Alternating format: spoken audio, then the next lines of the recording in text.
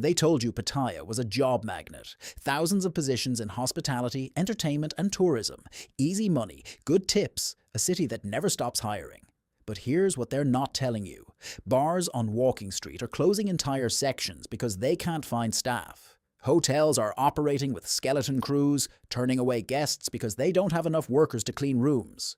Restaurants that used to employ 20 people are limping along with 8. And the workers who built Pattaya's service industry, the bartenders, the waitresses, the hotel staff, they're gone. Not on vacation. Not sick. Gone permanently. This isn't a labor shortage. This is a mass exodus. And if you're wondering why one of Southeast Asia's biggest tourism cities can't find workers, buckle up because the reasons are way more disturbing than anyone wants to admit. Let's start with the numbers because they paint a brutal picture. Before the pandemic, Pattaya's hospitality sector employed an estimated 150,000 to 200,000 workers directly, with another 100,000 or so in supporting roles like transportation, retail, and entertainment. These weren't just jobs, they were careers. People moved from rural provinces to work in Pattaya because the money was good, the tips were generous, and work was steady year-round. A skilled bartender on Walking Street could make 40,000 to 50,000 baht per month with tips. Hotel staff with language skills earned 25,000 to 35,000. Even entry-level positions paid better than agricultural work in northeastern provinces. The city ran on this workforce. When COVID hit, everything stopped. Hotels closed, bars shuttered, restaurants went dark, and those 150,000 workers, they didn't have savings to wait it out. Within weeks, tens of thousands left Pattaya, returning to their home provinces or finding work in other sectors. Fast forward to 2024, and they haven't come back. Industry estimates suggest Pattaya's hospitality workforce is operating at maybe 60 to 70% of pre-pandemic levels. That's a shortfall of 50,000 to 80,000 workers. And here's the kicker. Businesses are actively hiring. Signs advertising jobs are everywhere. The positions exist, but nobody's applying. Walk into any bar, restaurant, or hotel and ask about staffing, and you'll hear the same story. We're desperate for workers. We've raised wages. We've improved conditions, but we can't get people. The question everyone's asking is, where did the workers go and why won't they come back? Now, before you say it's just a temporary post-pandemic adjustment, let me explain why this is actually permanent and catastrophic. The workers who left Pattaya during COVID didn't just go home and wait. They found other jobs, better jobs, and they're not coming back because they've realized something important. Working in Pattaya sucks. Let me break down what hospitality workers in Pattaya actually experience. First, the hours are brutal. Bar and restaurant staff work 10 to 12-hour shifts, often 6 or 7 days a week. There's no work-life balance. No time off for holidays or family events. You work when tourists are in town, which is basically always. Hotel staff face similar demands, working split shifts that destroy any semblance of normal life. The physical toll is enormous. You're on your feet all day, carrying heavy trays, dealing with difficult customers, breathing secondhand smoke in bars, and getting home at 3 or 4 a.m.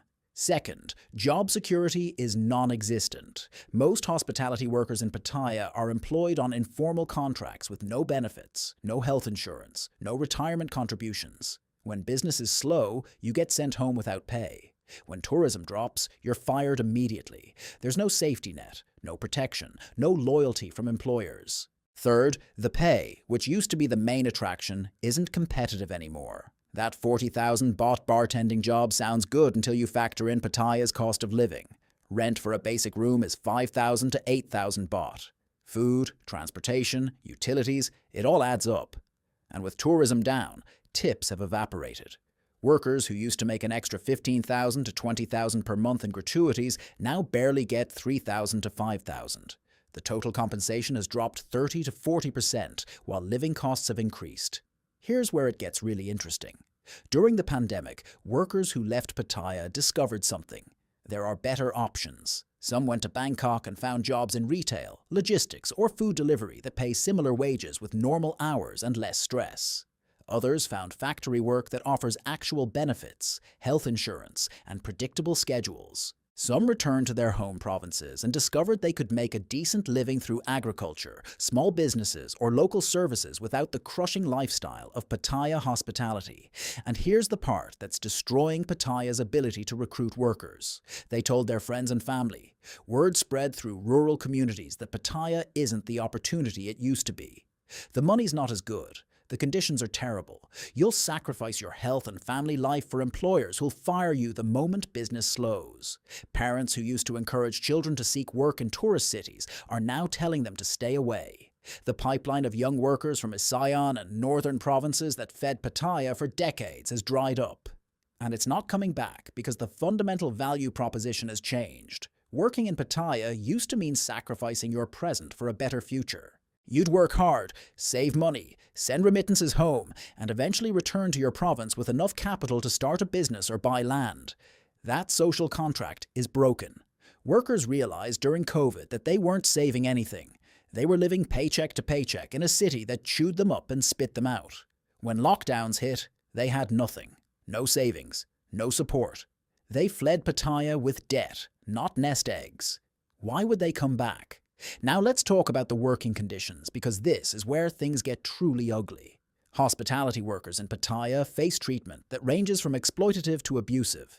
Sexual harassment is rampant, particularly for women working in bars and entertainment venues. They're expected to tolerate inappropriate touching, crude comments, and aggressive advances from customers because that's part of the job. Managers often side with customers over staff because the customer pays. Workers who complain are fired or have their hours cut. Several former bar workers I've spoken with describe an environment where you're treated as a commodity, not a person. Your job is to smile, flirt, pour drinks, and absorb whatever abuse customers dish out. The emotional toll is devastating. Beyond harassment, there's basic disrespect. Workers report being yelled at by managers in front of customers, being fined arbitrary amounts for minor mistakes, having wages withheld as punishment, being forced to work when sick because there's no one to replace them. The hospitality industry everywhere can be tough, but Pattaya takes it to another level because the business model is built on high turnover. Employers assume workers are disposable, that there will always be more desperate people willing to take the jobs. Except now, there aren't. The unlimited supply of cheap labor has evaporated. And employers who spent decades treating workers terribly are discovering that reputation matters. Workers talk. They share experiences on social media. They warn others. Businesses with reputations for mistreating staff can't hire anyone now, even when offering higher wages. Here's another factor nobody wants to discuss. The decline in tourism means less work and more competition among workers for fewer shifts. Before the pandemic, there was enough business to keep everyone employed. Now, with tourist numbers down 30 to 40% in key segments, there aren't enough hours to go around. Bars that used to employ 10 staff now only need 5. Hotels operating at 50% occupancy don't need full housekeeping teams. Restaurants that used to serve 200 customers per night now serve 80. The remaining jobs are being split among fewer workers, which means everyone's earning less. This creates a vicious cycle. Lower earnings make the jobs less attractive, so workers leave for better opportunities. But when workers leave, the remaining staff have to work even harder, which burns them out faster, causing more departures. Employers respond by trying to squeeze more productivity from fewer people, which makes working conditions even worse. One restaurant owner told me he's paying his kitchen staff 30% more than he did in 2019, but they're doing the work of what used to be 3 people. The burnout rate is insane. People quit after a few months. He's constantly training new workers who leave before they're fully skilled. The quality of service degrades, customers complain, business declines further, and the cycle continues. Let's talk about housing, because this is a huge factor that gets overlooked. Pattaya's cost of living has increased dramatically, while worker wages have stagnated or declined. Rent for even basic accommodation has gone up 20 to 30% since 2019. A room that cost 4,000 baht now costs 5,500 to 6,000. Food prices are up significantly. Transportation costs more. The math simply doesn't work for low-wage hospitality workers anymore. A bartender making 35,000 baht gross might take home 32,000 after deductions. Subtract 6,000 for rent, 8,000 to 10,000 for food, 2,000 for transportation, 1,000 for phone, 1,500 for utilities. You're left with maybe 13,000 to 15,000 baht. That's your total disposable income for everything else. Clothes, entertainment, savings, emergencies, remittances home. It's barely survivable, and that's if you're employed full-time. Many workers are getting 20 to 25 shifts per month instead of 30, cutting their income by a third. Compare this to working in Bangkok, where you might earn slightly less but have access to cheaper housing, better public transportation, and more diverse job opportunities. Or working in your home province, where you can live with family, grow your own food, and have a support network. The financial case for moving to Pattaya to work in hospitality has completely collapsed. You're better off almost anywhere else. Here's what's particularly insidious about this situation. Employers know they have a labor crisis, but they're responding in ways that make it worse. Instead of fundamentally improving conditions, they're trying band-aid solutions, offering signing bonuses that sound good but are paid out over 6 months, so you never actually get the money if you leave early. Promising wage increases that turn out to be conditional on unrealistic performance metrics. Advertising benefits that don't actually materialize.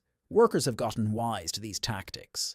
They hear the promises, start the job, realize it's the same exploitative environment, and quit.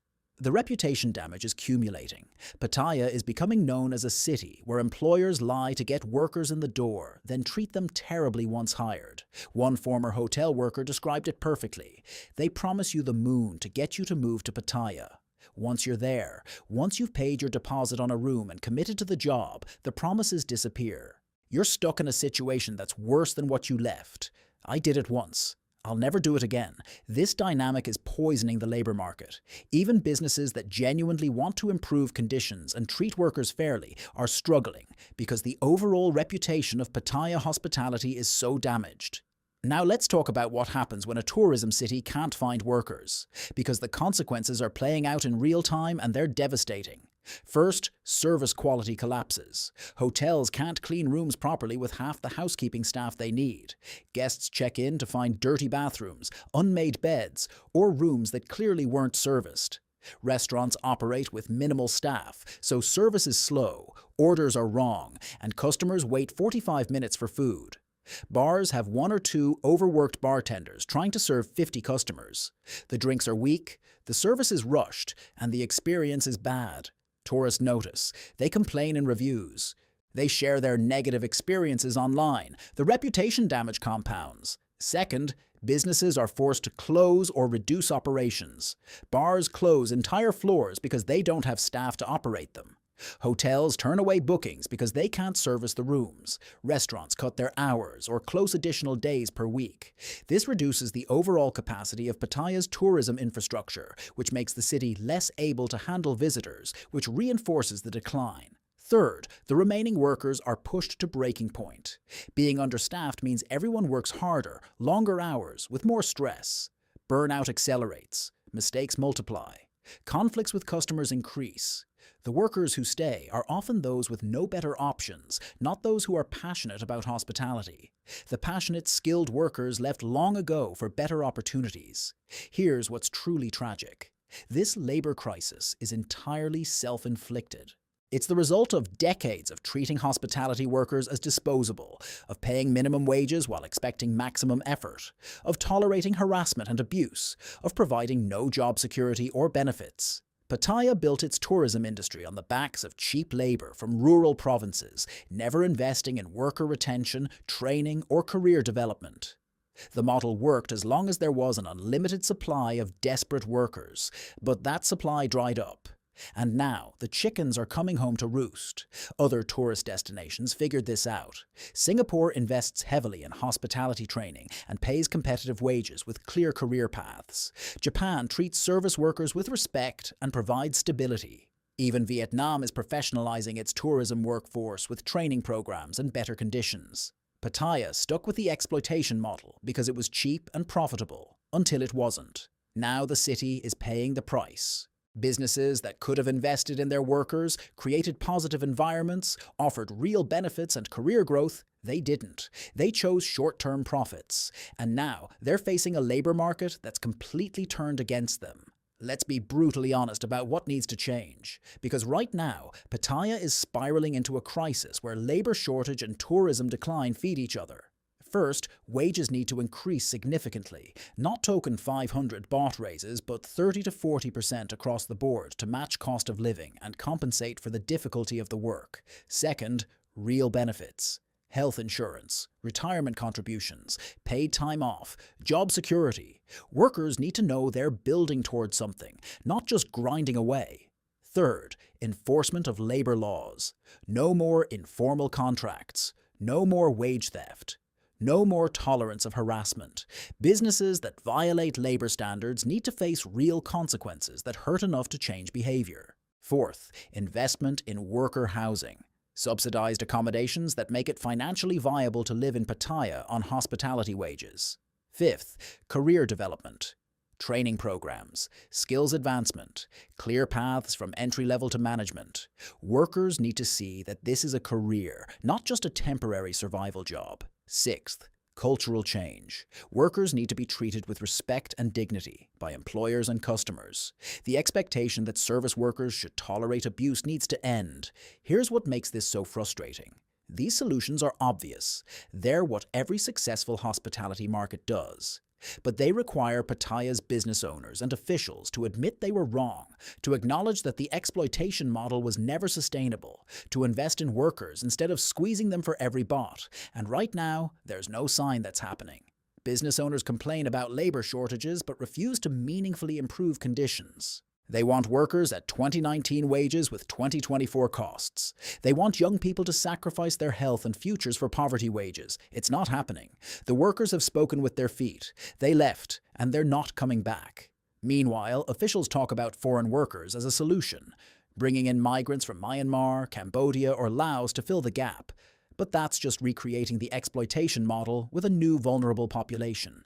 It doesn't solve the fundamental problem that Pattaya hospitality jobs are terrible. It just finds new people to exploit until they wise up too.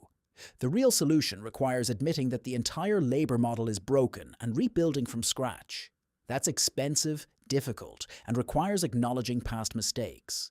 So instead, Pattaya will likely continue to decline, unable to staff its businesses properly, providing worse service, driving away tourists, and blaming everyone except the systemic exploitation that created this mess. So is anyone going to work in Pattaya anymore?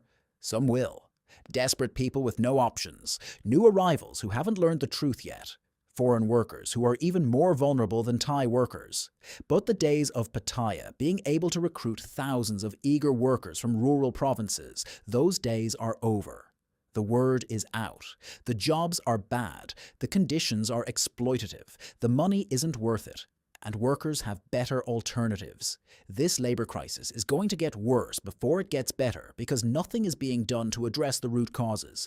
Businesses will continue to struggle with staffing. Service quality will continue to decline. Tourism will continue to suffer. And Pattaya will continue its slow descent into irrelevance as both tourists and workers choose better destinations.